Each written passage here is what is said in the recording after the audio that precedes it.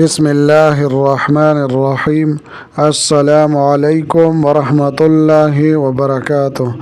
عزتمند مسلمانانو ورونو او خویندو، امید لرم چې تاسو به روغ جوړ به او خوشحال به. زما د الله رب العزت نه دا دعا ده، دا سوال دی چې تاسو چرته هم یې، الله رب العزت مو همیشه د پاره روغ جوړ خوشاله او باد ساته، امین. عزتمندو، نن د یوې نوې او خاص وظیفې سره زه ستاسو مخکې حاضر یم. نن درته محترم او د اتوار د ورځې یو ډیره خاص او عظیم الشان وظیفه بیانوم. دا ډیره لاجواب او مجربه وظیفه ده. ان شاء الله تعالی د دې خاص وظیفې سره به الله جل شانه تاسو د ژوند هر قسمه حاجت پوره کړي، هر قسمه مقصد او خواهش کې به الله جل شانه کامیابی عطا فرمایي. محترم، او دا د بسم الله الرحمن الرحیم ډیره اثر کوونکې وظیفه ده.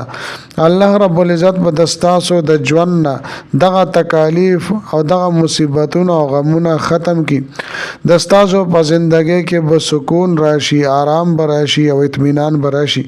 په ژوند کې صرف یو پیرا د عظیم الشان وظیفه تاسو ازماو کوي.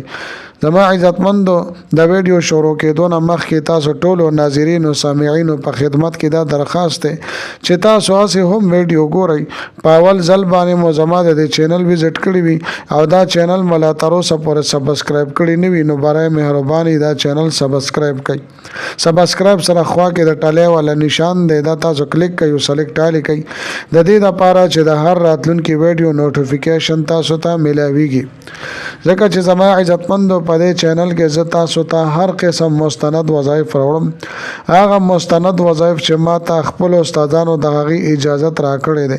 د دې نه علاوه زما عزتمندو، که چېرې د ستاسو تعویضونه پکار وي، ستاسو نقوش پکار وي، نو ما سره زما په واتساپ نمبر باندې تاسو رابطه کولی شئ. د دې نه علاوه زما عزتمندو، زما د حوصله افزایی دپاره ویډیو ضرور لایک کړئ او لاندې کمنټ کې تاسو ماشاءالله، سبحان الله، جزاک الله یا نور د دې په شان ښکلي ښکلي الفاظ تاسو ولیکئ.